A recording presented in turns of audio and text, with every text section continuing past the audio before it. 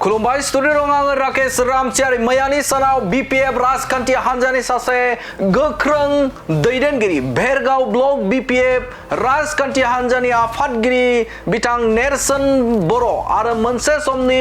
बीटीसीनि लेङाइ बुंथिगिरि बे बुंथिगिरि बिथां नेरसोन बर'आ यूपीपीएल राजखान्थि हान्जायाव जगदान जानायखौ नोंथांमोना मोनथिनो मोनदों थामहिनबा बे बड'लेण्ड बुब्लिनि गेजेरजों फोरमायथिदों आरो बे समाव बीटीसीनि मोनसे समनि लेङाइ बुंथिगिरि बिथां नेरसोन बर'आ खुगा बेखेवदों नेरसोन बर'आ बे समाव गावनि जगदान जानाय बाथ्रानि सायाव बुंथिनायखौ बे समाव नुनो मोनदों थारैनो मख'नांगोन जे बे समाव सानफानि उनाव साफा बीपीएफ राजखान्थि हान्जानि गागि गागि दैदेनगिरि बिथांमोना बीपीएफ नागारनानै थामहिनबा हाग्रामा महिलारिखौ जोगारनानै बे समाव यूपीपीएल राजखान्थि हान्जायाव जइन जाफैबाय थानायखौ नोंथांमोना नुनो मोनबाय थादों नोंथांमोना सिगांनि सानाव नुनो मोनदों जे बिथां चन्दन ब्रह्म खाम्फा बरगयारी आरो बेनि अनगायैबो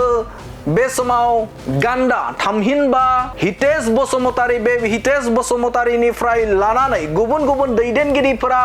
बीपीएफ दोलोखौ नागारनानै बे समाव यूपीपीएल दोलोआव जइन जाबाय थानायखौ नोंथांमोना नुनो मोनबाय थादोंमोन आरो थिग बेबायदिनो बिथां नेरसोन बर'आबो बीपीएफ राजखान्थि हान्जाखौ नागारनानै बे समाव यूपीपीएल राजखान्थि हान्जायाव जगदान जाबाय थामहिनबा जइन जाबाय बे जइन जानायनि उनाव बिथां बीटीसीनि मोनसे समनि बारग'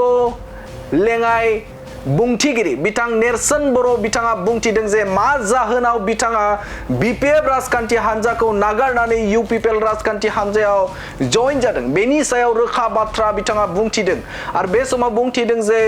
बिटिआर गोजोन गोरोबथा आरो बे गोजोन गोरोबथाखौ आबुङै मावफुंनो थाखाय बयबो हेफाजाब होनांगौ आरो बेनिनो मोनसे आयदा हिसाबाव आंबो यूपीपीएल राजखान्थि हान्जायाव जइन जाफैदों आरो बे जइन जानायनि गुबै आयदायानो बे समाव बिटिआर गोजोन गोरोबथानि दफाफोरखौ आबुङै खौसे मावलांनायनि थाखाय बयहाबो बिबान दङ आरो बेनिनो मोनसे आयदा महरै आंबो यूपीपीएल राजखान्थि हान्जायाव जइन जादों होननानै बाथ्रा बुंनायखौ नुनो मोनदों फैनायनि मेन माने उद्देश्यआ बेनो बीटीसी बा बिटिआर रैखा जानांगौ बे बीटीसीआव थानाय जेसेबांखिनि माने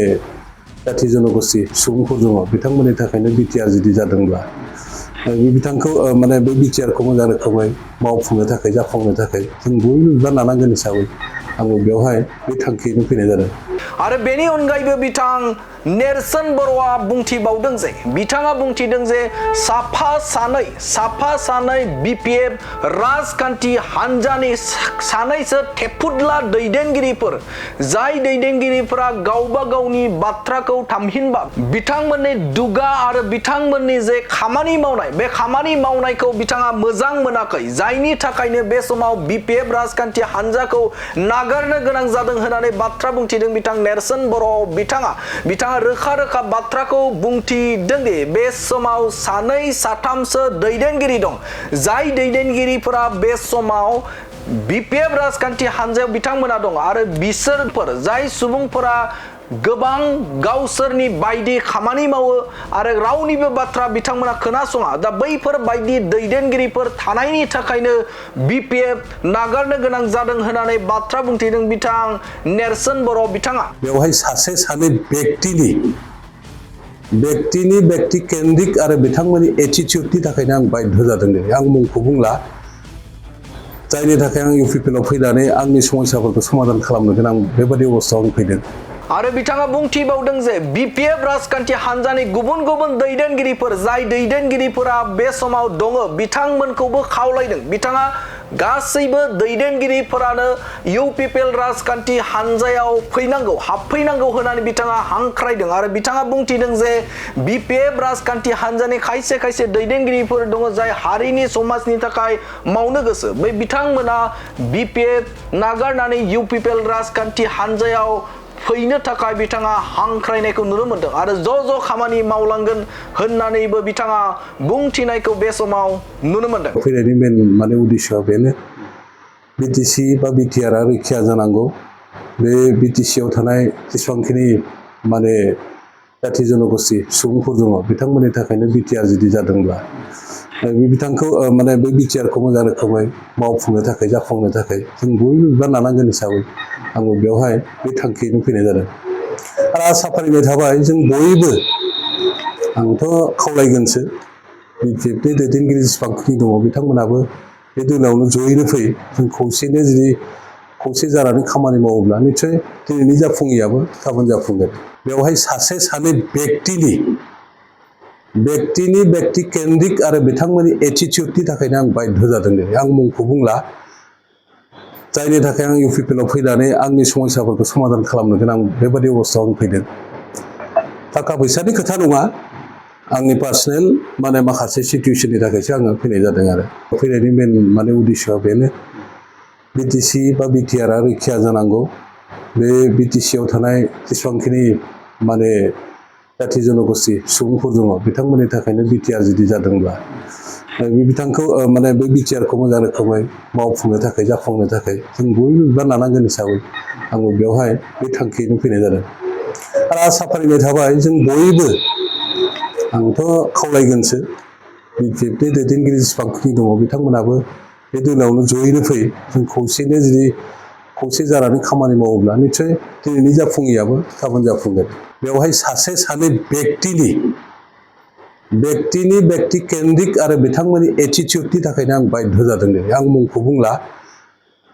जायनि थाखाय आं इउपिपिएलआव फैनानै आंनि समस्याफोरखौ समाधान खालामनो गोनां बेबादि अबस्थायाव आं फैदों थाखा फैसानि खोथा नङा आंनि पार्सनेल माने माखासे सिटुवेसननि थाखायसो आङो फैनाय जादों आरो फैनायनि मेन माने उद्देश्यआ बेनो बिटिसि बा बिटिआरआ रैखा जानांगौ बे बिटिसिआव थानाय जेसेबांखिनि माने जाथि जनगोष्ठि सुबुंफोर दङ बिथांमोननि थाखायनो बिटिआर जुदि जादोंब्ला बे बिथांखौ माने बे बिटिआरखौ मोजां रोखोमै मावफुंनो थाखाय जाफुंनो थाखाय जों बयबो बिबान लानांगोन हिसाबै आंबो बेवहाय बे थांखियैनो फैनाय जादों आरो आसा फारिबाय थाबाय जों बयबो आंथ' खावलायगोनसो बिटिएफनि दैदेनगिरि जेसेबांखिनि दङ बिथांमोनाबो बे दोलोआवनो जयैनो फै जों खौसेनो जुदि खौसे जानानै खामानि मावोब्ला निस्सय दिनैनि जाफुङैयाबो गाबोन जाफुंगोन बेवहाय सासे सानै व्यक्ति केन्द्रिक आरो बिथांमोननि एटिटिउडनि थाखायनो आं बाध्य जादों दिनै आं मुंखौ बुंला जायनि थाखाय आं इउपिपिएलआव फैनानै आंनि समस्याफोरखौ समाधान खालामनो गोनां बेबादि अबस्थायाव आं फैदों थाखा फैसानि खोथा नङा आंनि पार्सनेल माने माखासे सिटुवेसननि थाखायसो आङो फैनाय जादों आरो फैनायनि मेन माने उद्देश्यआ बेनो बिटिसि बा बिटिआरआ रैखा जानांगौ बे बिटिसिआव थानाय जेसेबांखिनि माने जाथि जनगोष्ठि सुबुंफोर दङ बिथांमोननि थाखायनो बिटिआर जुदि जादोंब्ला बे बिथांखौ माने बे बिटिआरखौ मोजां रोखोमै मावफुंनो थाखाय जाफुंनो थाखाय जों बयबो बिबान लानांगोन हिसाबै आंबो बेवहाय बे थांखियैनो फैनाय जादों आरो आसा फारिबाय थाबाय जों बयबो आंथ' खावलायगोनसो बिटिएफनि दैदेनगिरि जेसेबांखिनि दङ बिथांमोनाबो बे दोलोआवनो जयैनो फै जों खौसेनो जुदि खौसे जानानै खामानि मावोब्ला निस्सय दिनैनि जाफुङैयाबो गाबोन जाफुंगोन बेवहाय सासे सानै व्यक्ति केन्द्रिक आरो बिथांमोननि एटिटिउडनि थाखायनो आं बाध्य जादों दिनै आं मुंखौ बुंला जायनि थाखाय आं इउपिपिएलआव फैनानै आंनि समस्याफोरखौ समाधान खालामनो गोनां बेबादि अबस्थायाव आं फैदों थाखा फैसानि खोथा नङा आंनि पार्सनेल माने माखासे सिटुवेसननि थाखायसो आङो फैनाय जादों आरो